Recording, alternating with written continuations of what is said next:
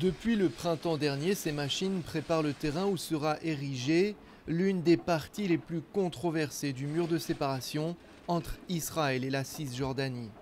D'après le tracé, le mur encerclera complètement ce village palestinien.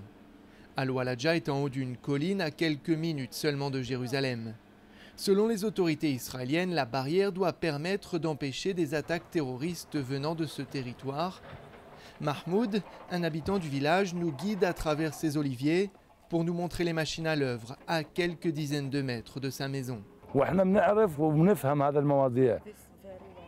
هذا الجدار سرقة أراضي تدمير أراضي واضح للعين المجردة أكثر من وتقزيم القرية في حدود معينة وحرمانها من أراضيها بس. Mahmoud nous invite ensuite à rencontrer son voisin, Abou Nidal.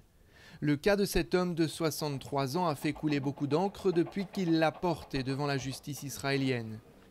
Il pointe du doigt l'emplacement de la tombe de ses parents et de sa grand-mère, de l'autre côté du tracé effectué par les bulldozers. Il demande que les tombes soient de son côté du mur. وين البلدوزر هذا الجرافه بتشتغل والترك تحت الترك ب5 متر هناك المرحومين اهلي وكبورهم مش معطينهم الراحه لا في هي الجرافات الامريكيه الكتر بلل والفولفو هذول حتى الاوروبيين بيجيبوا معدات مشان ياكل كل الاموات تبعينا مش بس الاحياء ويهدموا منازلنا.